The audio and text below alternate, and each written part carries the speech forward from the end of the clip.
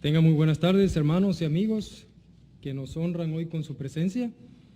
Es interesante, ¿verdad?, escuchar o ver la palabra saltar, porque no sé, realmente me gustaría preguntarles a algunos de ustedes si en su vida pues ha habido alguna cosa que les ha ayudado o que les ha provocado el impulso de saltar.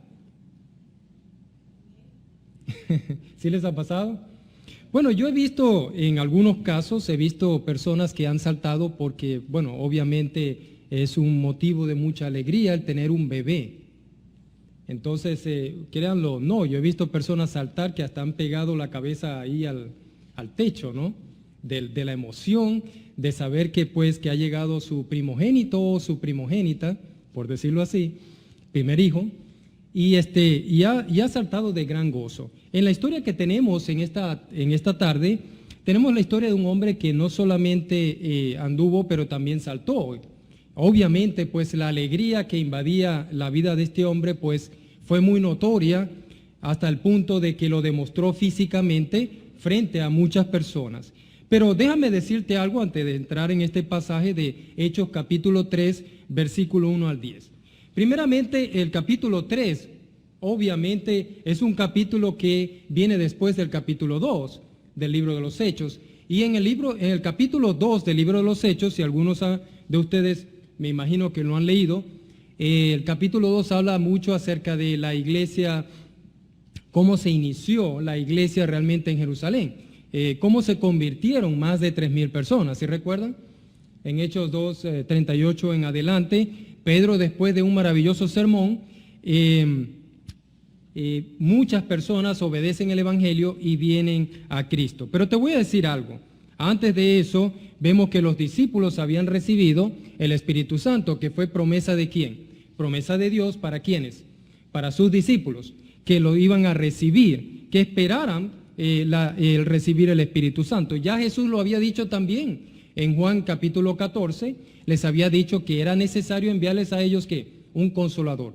El hecho es de que ellos tenían ese poder, ¿verdad?, a través del Espíritu Santo, obviamente, para hacer muchos y hacer grandes milagros, como lo que podemos ver en el libro de los Hechos. Lucas, que es la persona que escribe el libro de los Hechos, dice en el versículo 43 del capítulo 2, dice, y sobrevino gran temor a toda persona, y muchas maravillas y señales eran hechas ¿por quién? Por los apóstoles, por quienes recibieron realmente el Espíritu Santo, con el poder del Espíritu Santo. Ahora, el milagro que vamos a ver aquí en este capítulo 3 de este cojo, ese milagro fue sin duda para dar cabida a que los apóstoles, en todo caso, avanzaran en esto de la predicación del Evangelio. Hermanos, tal vez ustedes pueden ver estas maravillas y obviamente son cosas grandes que Dios hizo a través de ellos, pero esas fueron hechas ¿para qué? Para que los que vieran hechas estas cosas glorificaran a Dios y pudieran recibir esta palabra que Jesús había dejado a quienes, a los apóstoles, para que les enseñaran al pueblo. Entonces imagínense por un momento ahora un hombre aquí sentado, como dice en el capítulo 3, versículo 1, dice que Pedro y Juan subían juntos al templo a la hora novena de la oración, porque tenían 3 tiempos para la oración, y este era el tiempo en medio del día para la oración. Y ahí estaba Pedro y Juan en el templo. Y dice el versículo 2, y era traído un hombre cojo de nacimiento, a quien ponían cada día a la puerta del templo, que se llama La Hermosa, para que pidiese limosna de los que entraban en el templo. Obviamente, número 1, vemos aquí, ¿verdad?, que este hombre, la condición de este hombre, era un hombre que había sido, ¿qué? Había estado lisiado prácticamente toda su vida. Nació lisiado, pues. Nunca había tenido este privilegio de caminar como lo haces tú, como lo hago yo. Estaba paralizado, paralítico, ¿no? Y dice aquí que era lo presenta como una tragedia, ¿verdad? Imagínense, paralítico de nacimiento. Y este hombre obviamente no podía hacer nada, tenía que depender de ¿quiénes? del favor de la gente, del favor de los amigos, del favor de la familia. Y ustedes saben lo que es a veces depender, ¿verdad?, de alguien. ¿Qué tan difícil es? Es bien difícil, ¿verdad? Porque contamos con el amor de las personas, con la consideración de las personas para que nos puedan ayudar en ese sentido. Pues este hombre no tenía más que ser llevado de aquí para allá y de allá para acá. Y la única manera para poder hacer su vida era pidiendo ¿qué?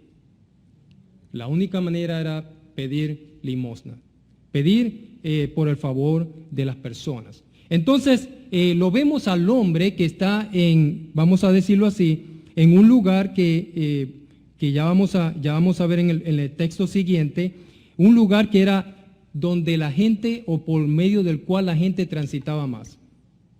A veces si tú te das cuenta, por ejemplo, sales por aquí, bueno, no sales muy lejos, ¿no? Te vas por aquí, vas casi llegando a las 575, las 595, estoy pensando ahorita que estoy en otro estado. Pero vas hacia la 595 por la Flamingo y vas a ver ciertas personas que están paradas en el semáforo, ¿sí lo ven? ¿Sí lo recuerdan cuando salimos aquí? Y las personas están allí y ellos se ponen un cartelito y piden allí, ¿verdad?, que por la caridad de las personas, y a veces ya hasta te dicen cifra y todo, ponen ahí $1. Con $1, si tú das $1 y otros dan $1, imagínate cómo terminó el día, ¿no? Pero bueno, ellos ponen allí el cartelito. ¿Y por qué se ponen en el semáforo? Obviamente es el lugar de ¿qué? Es el lugar donde la gente para, se detiene y ahí te quedas un rato esperando que la luz venga para salir. Y entonces ahí es donde vienes tú y abres el vidrio y le das a los que quieran darle, ¿verdad? Pueden hacerlo. Ellos saben dónde es un lugar clave para estar. Pues este hombre sabía que ese lugar, esa puerta de la Hermosa era un lugar ¿qué? Un lugar clave, porque la gente entraba por allí, no era la puerta de cualquier lugar, era la puerta del templo, era una de las puertas, ¿verdad?, por donde se entraba, y la mayoría de la gente entraba por allí.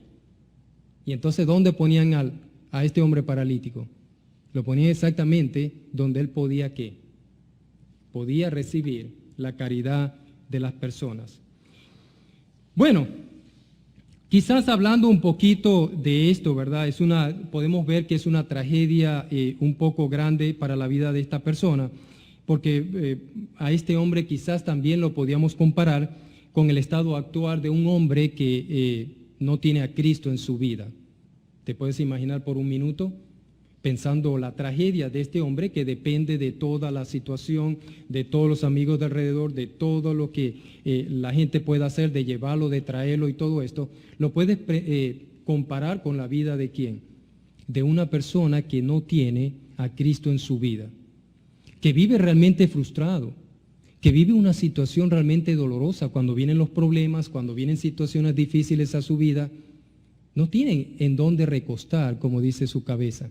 No tiene realmente a alguien, ¿verdad?, con la fuerza de nuestro Señor Jesucristo, que pueda ayudarle, que pueda consolarle en esos momentos de crisis. Prácticamente está como paralítico, ¿verdad?, emocional y espiritualmente. Y hay personas que viven así la vida, ¿no te parece? Y hay personas que aunque tú la ves que se visten, se arreglan, van a su trabajo, vienen, van, viven todo el tiempo, toda una vida en una parálisis espiritual.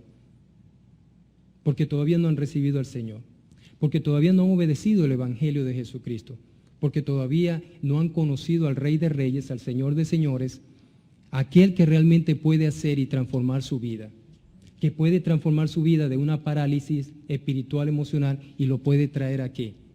A una vida de gozo, de saltar, de andar, de levantarse con un propósito en la vida y poder caminar y no sufrir ninguna ¿qué? Carencia espiritual, porque si tú estás lleno espiritualmente, hermano, amigo, todas las cosas que están alrededor te parecen bien. Venga un pan o vengan dos panes, pero si estás con Cristo y estás lleno espiritualmente, sabes que la vida está ¿qué? La vida es diferente para ti. Pero fíjate que este hombre, lo menos que había tal vez para este hombre pensado, era la esperanza de caminar. Pero yo te voy a decir una cosa primero esta mañana. Te voy a decir que la esperanza que produce Cristo, es una esperanza que la produce donde no hay esperanza. ¿Sí me escuchaste? La esperanza que produce Cristo, Él la produce donde no hay esperanza. Y eso es interesante, ¿verdad?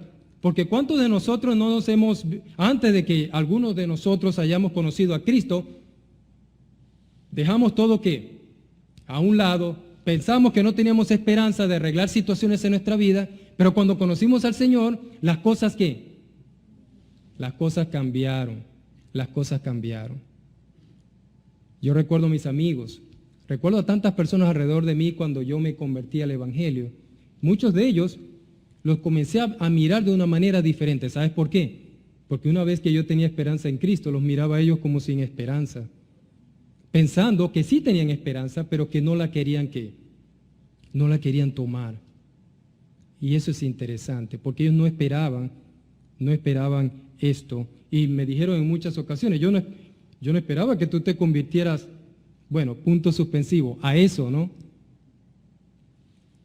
Pero una vez convertido, la vida comienza a cambiar. Hermano, tu vida comienza a cambiar. Sales de una parálisis y comienzas a vivir, ¿qué? En pleno la vida para el Señor. Pero la cuestión no es que si la comienzas a vivir o no. La cuestión no es si el Señor o no te ofrece ese tipo de vida. La cuestión es que tú lo creas. ¿Me entiendes? La cuestión es que tú estés consciente de lo que has recibido de parte del Señor. Porque si tú no estás consciente, es cuando me hice ciudadano de los Estados Unidos. Estaba pensando en eso un tiempo atrás y dije, wow, no sé, me siento raro.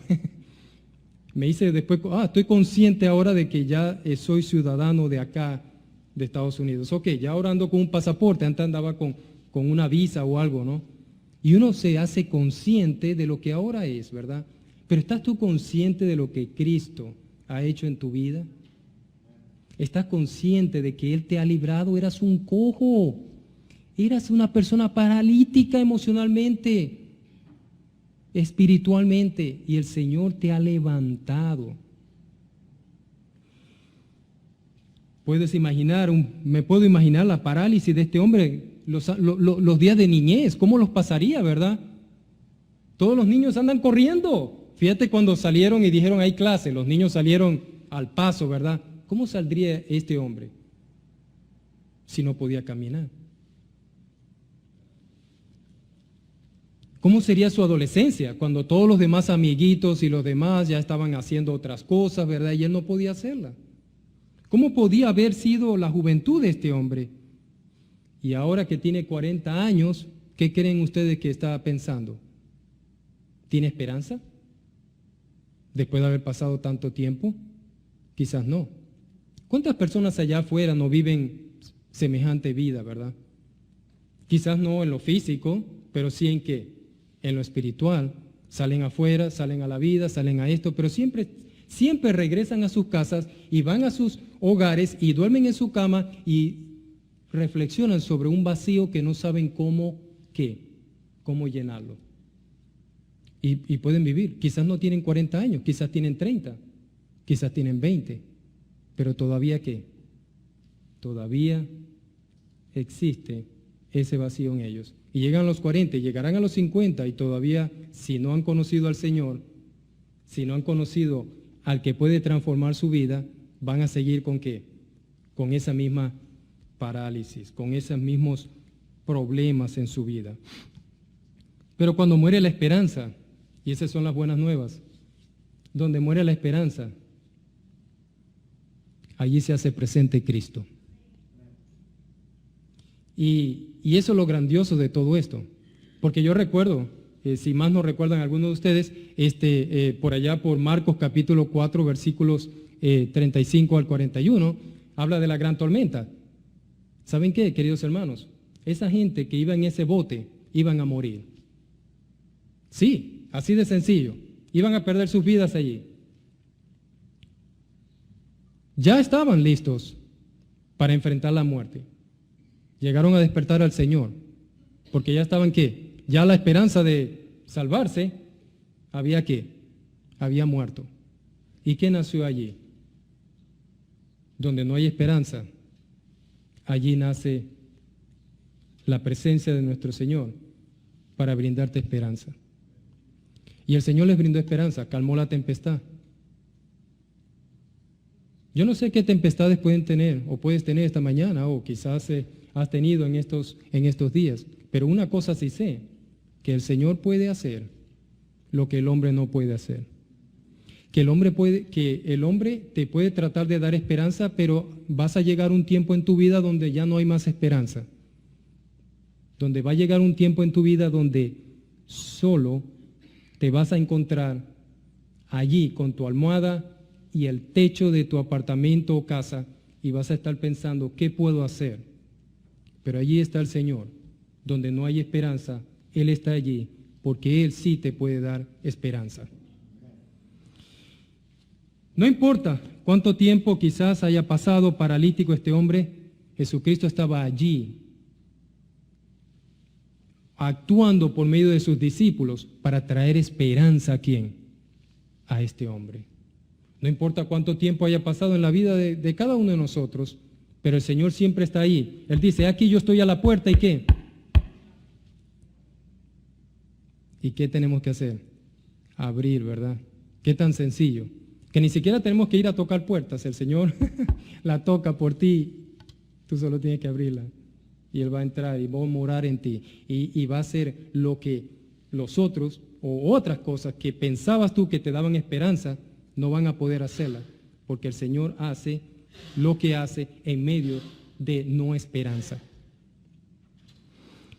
Pero bueno, dice la historia, continúa la historia diciendo, le ponían cada día a la puerta del templo que se llamaba La Hermosa.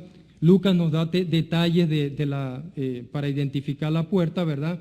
Y la puerta sencillamente era una puerta hermosa, ¿no? Cuando dicen hermosa, ¿qué te imaginas? Que es una puerta ¿qué? Hermosa, ciertamente, ¿no? Ahora, el hombre puede hacer muchas cosas hermosas, ¿cierto? Mira esto donde está sentado. Me parece que es tan conveniente, tan tranquilo, tan relajante, no es para que se duerman, pero está relajante, ¿verdad? Tranquilos allí sentados. El hombre puede hacer muchas cosas muchas cosas buenas. Hablando con Mario a veces me cuenta de cosas que se pueden hacer y yo me asombro porque yo ni idea que podías hacer eso, pero él lo cuenta porque es una persona creativa y está haciendo y hace cosas y cada día trabaja en eso y puede mejorar y hacer muchas cosas que para algunos, wow, tremendo, esto le cambió completamente la visión a este lugar. El hombre puede hacer muchas cosas, pero ¿saben qué? Es irónico que este hombre, con esta vida, ¿verdad?, que tenía, con este cuadro desesperado de vida que llevaba, estaba al lado de una puerta que era La Hermosa. Su vida no era hermosa. Y estaba al lado de una puerta que se llama, o se sigue llamando, se llamaba La Hermosa. Quizás una puerta que fue creada por el hombre, pero ¿saben qué? El paralítico fue creado ¿por quién? Por Dios. El hombre puede hacer muchas cosas hermosas, pero no puede cambiar su naturaleza. ¿Saben por qué? Porque solo Dios puede hacerlo. Solo Dios puede tomarte, como dice el apóstol Pablo, de las tinieblas y trasladarte a la luz, al reino de su amado Hijo. Solo lo puede hacer el Señor. Él solo puede cambiar tu estado. Tú no lo puedes hacer por ti mismo. Él solo puede hacerlo. La puerta era hermosa, creada por el hombre. El paralítico solo tiene su esperanza en Cristo. El paralítico estaba cerca de la casa de Dios, porque estaba en las puertas de La Hermosa, ahí en toda la puerta del templo. Pero imagínense, queridos hermanos y amigos, estaba tan cerca de la casa de Dios, del templo, pero estaba tan lejos de Dios, tan lejos de la casa de Dios. Es interesante ver cuántas personas pasan a diario cerca de una iglesia, un local de una iglesia, pero es también muy significativo el hecho de que qué tan lejos están esas personas de vivir una vida o una relación verdaderamente con Dios. ¿Cuánta gente no vive alrededor del local de esta iglesia? ¿Cuánta de esa gente no vive lejos de la presencia de Dios? Interesante. Bueno, Su condición física no podía entrar, porque aunque él hubiese querido entrar, su condición física no le permitía. Pero ¿saben qué también? Las leyes en ese tiempo le prohibían a ese hombre entrar a la casa de Dios. Imagínense ustedes eso. El hombre tanto que necesitaba de Dios, le prohibían que entrara al templo. Quizás tendría más deseos de morir que de vivir. Es un hombre totalmente frustrado y con gran necesidad. Pero la fe, y ese es mi segundo punto, ¿verdad? La esperanza que produce Cristo cuando ya no hay esperanza, pero mi segundo punto en este caso sería la fe de Cristo está o se manifiesta para que los hombres pongan su mirada en Él. Pedro le dice, versículo 4 podemos leer, pero Pedro con Juan, fijando en él los ojos, le dijo, míranos, míranos. Es como que tú estás allí en un ambiente, ¿verdad? Y te puedes mirar las personas, están así, ¿verdad? Tal vez elevando su mano o cosas así, o su taza, no sé qué tendría, ¿verdad? Para que le dieran la limosna o le dieran la ayuda, y estaba así, ¿verdad? Y Pedro le dijo, no, míranos a los ojos. Es interesante eso, ¿verdad? Eso me recuerda a una ilustración famosa que muchos de ustedes quizás la han leído y la han visto también en el libro de Éxodo, cuando los israelitas salen, ¿verdad?, de Egipto y todo lo demás, y entonces enfrentan el grave problema de que hay el mar está ahí frente a ellos. ¿Y qué pueden hacer? No, pues, miramos ahí, pero no se puede. Miramos hacia atrás para irnos en retroceso y están ¿quiénes? Los egipcios viniendo que nos van a acabar. ¿Y qué hacemos aquí? ¿Dónde miramos? ¿Dónde? ¿Miramos a dónde? Arriba. Miraron arriba. ¿Y de dónde vino la ayuda? De Dios. Míranos, dice Pedro y Juan, míranos, porque eso es la fe. ¿Dónde pones tú la mirada? Ahí está tu fe. Hay gente que pone la mirada ¿en qué? En las cosas materiales. Y ya ellos saben dónde está su fe. Prontamente se va a ¿qué? Se va a desplomar. Prontamente se va a desplomar. Pero la mirada cuando la pones en Cristo, olvídate. Bueno, finalmente este hombre pone su mirada. ¿Y qué le dicen ellos? Entonces él les estuvo atento, esperando recibir de ellos algo. Claro, están mirando, te estoy mirando, ya quiero que me des algo. Y dice, versículo 6, mas Pedro dijo, no tengo plata ni oro, pero lo que tengo te doy, en el nombre de Jesucristo de Nazaret, levántate y ¿qué? Y anda. Entonces, en otras palabras, aquí vemos el poder de Dios manifestándose en la esperanza de esta persona. En la no esperanza de esta persona, el poder de Dios manifestado en la vida de esta persona. Y le dice ahora, el versículo 7, y tomándole ellos por la mano derecha, le levantó y al momento se le afirmaron ¿qué? Los pies y tobillos. Es interesante ver que Lucas, que es el que está escribiendo este libro, es doctor. Y él puede decir cosas pero tan específicas como decir y hablar del tobillo, ¿verdad? Y hablar de los pies y todo, que era donde realmente estaba el problema de este hombre. Lo que no sabían los que estaban allí, tal vez no lo sabes tú, pero los judíos que conocían las escrituras antiguas sí sabían que eso que estaba pasando allí, versículo 8, que dice, y saltando se puso en pie, y anduvo y entró con ellos en el templo, andando y saltando y alabando a Dios. Ahí se presentó ¿qué? Un milagro. ¿Ese hombre podía caminar o no? No. ¿Había esperanza? No, no había esperanza, pero ¿qué? Pero Dios ahora había restaurado sus pies, sus tobillos, los había hecho nuevos. ¿No te parece interesante que la parálisis espiritual que vivimos muchos, Dios la transforma en una nueva vida?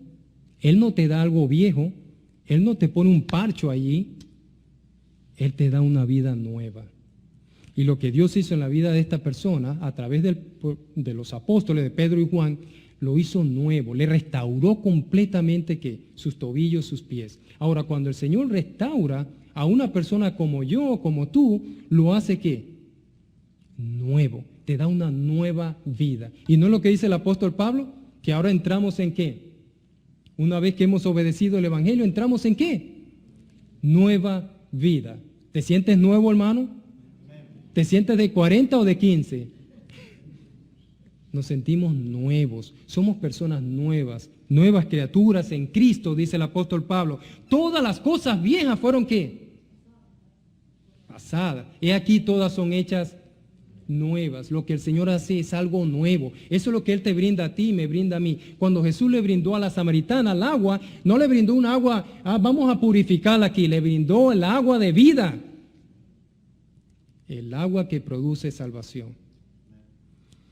Termina diciendo el texto, el hombre saltó y todo esto, y los judíos pudieron ver, los que eran judíos pudieron entender lo que decía Isaías 35:6. Isaías 35:6 decía, entonces el cojo saltará como un ciervo.